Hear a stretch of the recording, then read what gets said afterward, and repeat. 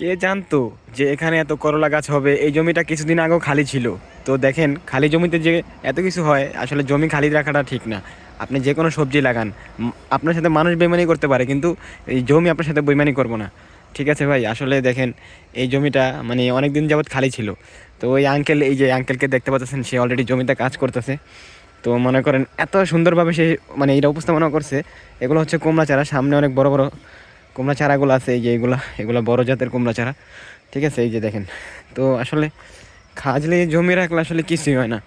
সেটা এই যে দেখেন, দেখছেন একেবারে কত সুন্দর হয়ে আছে। যে এগুলো হচ্ছে করলা গাছ। সবজিগুলো সামনে রমজান অনেক কাজে লাগবে, যে পলিথিন বাইনা দিছে অলরেডি প্রত্যেকটা জায়গায় জায়গায়। যেগুলো হচ্ছে শাক, ঠিক আছে। আর এখন পানি দেওয়া হইতেছে বিকালের শেষ মুহূর্তে। তো আমি এই মুহূর্তে জমিতে আইসা পড়ছি, তো আইসা দেখতেছি যে এখানে কী কী করতেছে আঙ্কেল। আজকে আপনাদের পুরো ক্ষেত্রে দেখানোর চেষ্টা করবো যতটুকু সময় থাকে, কারণ অন্ধকার হয়ে যেতেছে। আসলে কি, এই যে দেখেন, আপনার সাথে যদি মানুষ বেমানি করে, কিন্তু ওই জমি আপনার সাথে বেমানি করবো না, মাটি বেমানি করবো না। কারণ এখানে যদি জমিটা খালি ছিল, এখন সেটা কাজে লাগাইছে। হ্যাঁ, এগুলো যদি আজকে সে না লাগাইতো, এই ফলটা সে পাইতো। মানুষেরা কইছে অনেক কথা, এখন সে যদি বয়ে থাকতো তাহলে সে এগুলো পাইতো না।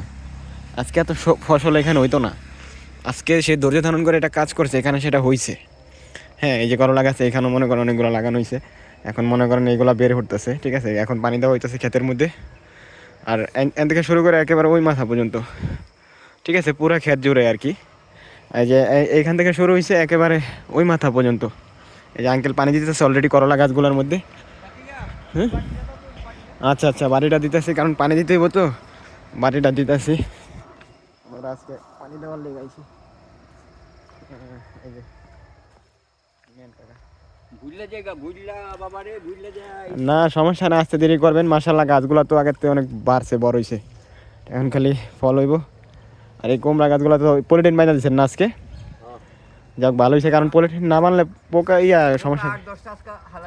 ও হ্যাঁ, নাহলে তো কদিন আগে দেখছিলাম ভালোই হয়েছিল, বরাবর। এই যে পলিথিন বাইনা দেওয়া হয়েছে, কারণ এটা আপনারাও করবেন, কারণ পলিথিন না বানলে এখানে অনেক পোকা আসে। এই যে দেখেন এখানে, হ্যাঁ হ্যাঁ, ধনিয়া পাতা রয়ে গেছে অনেক। সেটাই তো, আসলে কষ্ট করলে আসলে মিষ্টি ঠিকই আসে কথাটা। মানুষ আজকে যে জমিটা খালি থাকতো, কিংবা যদি আমাদের ঘাসের, ওই যে ঘাসের যে জমিটা, ওটা যদি ওরকমই আছে, কিন্তু এটা যদি ওরকম থাকতো তাহলে তো এই ফসলটা হইতো না। দেখেন রমজান মাস সামনে, এটাও অনেকের কাজে লাগবে এই সবজিগুলা। তো আমাদের ক্ষেত একেবারে এখান থেকে শুরু করে শেষ মাথা পর্যন্ত, ঠিক আছে। আঙ্কেল পানি দিতেছে।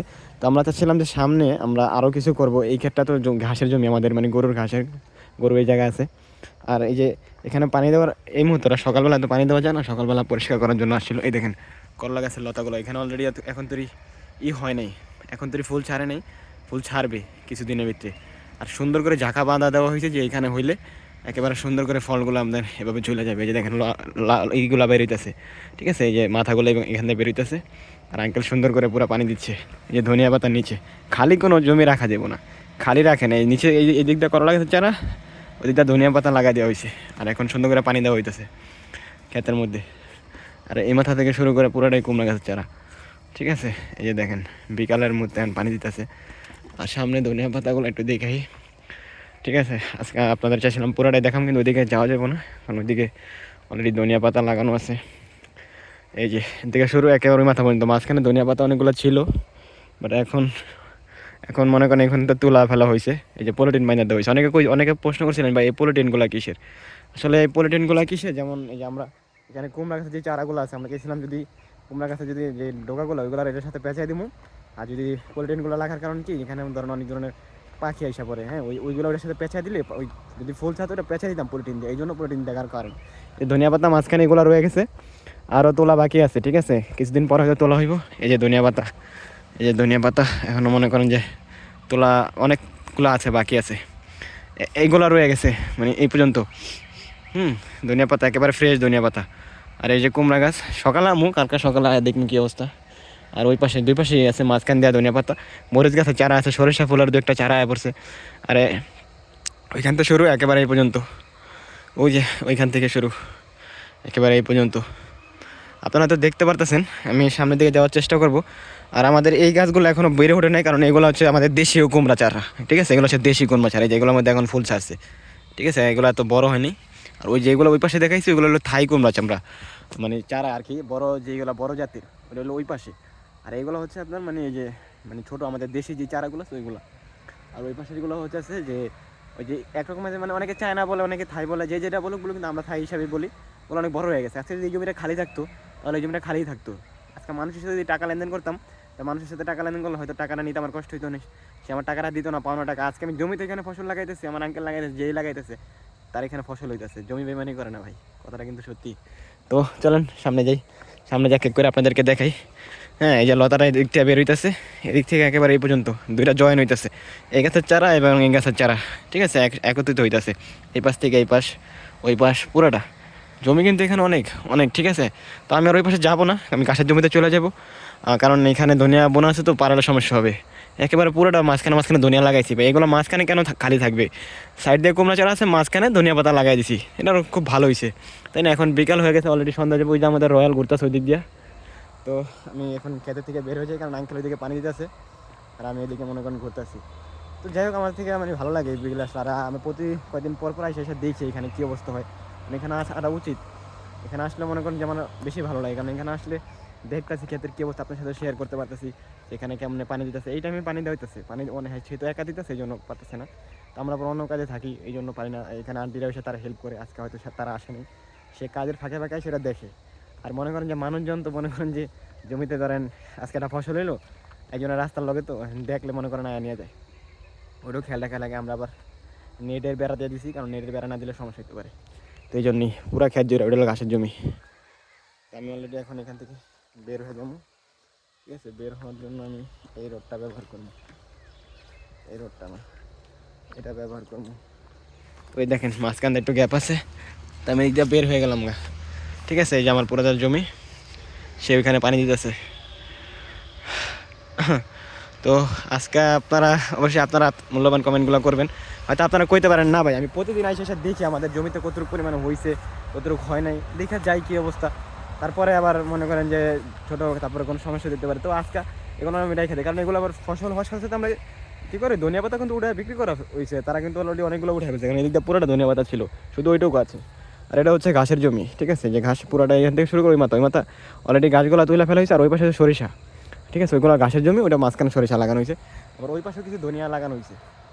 আর অলরেডি বিকালে শেষ সময় আমি এখন চলে যাবো, কারণ আজকে পুরো ক্ষেত দেখাতে পারলাম না, কারণ আজকে চাইছিলাম এদিকে নামুন, কিন্তু এদিকে নামি নয়, কারণ কী ভাই জানেন, এদিক দিয়ে নামলে সমস্যা হবে, দেখেন ধনিয়াগুলো নষ্ট হয়ে যাবো গা। তো আমি ওই পর্যন্ত দেখছি আঙ্কেল এখন চলে যাবে, ঠিক আছে। আমি একটু আসতে লেট করে ফেলছি, এটা হলো সমস্যা। আপনারা আরও আগে আসতে পুরোটা ভালো করে দেখাতে পারতাম, যেহেতু আঙ্কেল চলে যাবে আমারও থাকাটা ভালো হইব না। আমি চলে যেতেছি বিকাল শেষ মুহূর্তে।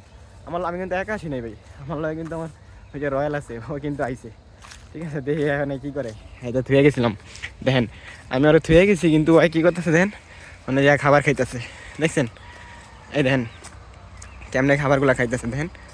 এই এই স্যার আপনি কি খান, ক্ষুধা লাগছে, মানে খাবার পাইছে বুঝছেন।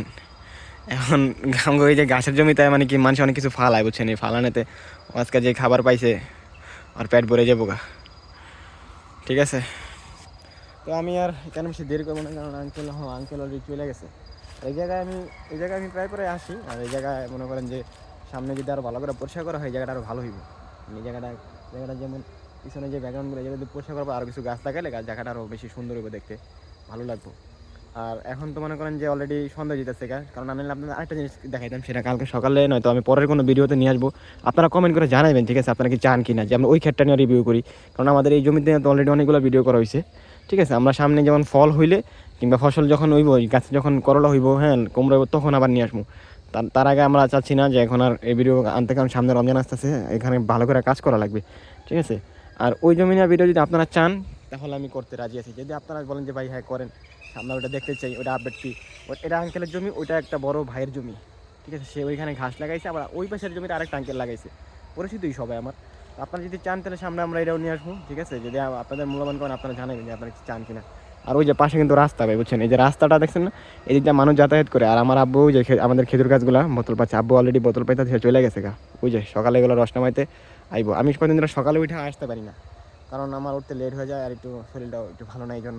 আপনারা জানাবেন যে আপনার খেজুরের গাছের নামানোর ওই রসের ভিডিওকে আবার চান কিনা, নাকি এই যে এইগুলোই চান, যেটা আপনারা চাইবেন আমি ওইগুলো আপনার সাথে শেয়ার করবো, কারণ আমাদের প্রতিদিনের যাত্রায় আপনার সাথে শেয়ার করা হয়, ঠিক আছে ভাই। আর আমাদের রয়্যালকে নিয়ে খুব তাড়াতাড়ি একটা ভিডিও হয়তো আপলোড হয়েছে, আপনারা দেখে নেবেন, ঠিক আছে। ওর খেলা নিয়ে আমরা চিন্তা করতেছি, ওর ভালো কিছু ওইখানে শেখানোর জন্য, ঠিক আছে। তো যাই হোক, আজকে এই পর্যন্তই থাকুক। আর সম্পূর্ণ ভিডিওটা তো দেখাইলামই, সামনে যদি আপনারা দোয়া করবেন যদি তাড়াতাড়ি ফসল হয় ওইগুলো শেয়ার করবো। আর আপনারা কি এটা চান না ওই খেজুরের ভিডিও চান সেটা কমেন্ট করে জানাবেন, ঠিক আছে? ওই রিলেটেডই ভিডিও করবো। তো আল্লাহ হাফেজ, সবাই ভালো থাকেন, সামনে আবার কোনো নতুন ভিডিও নিয়ে আসতেছি। আসসালামু আলাইকুম।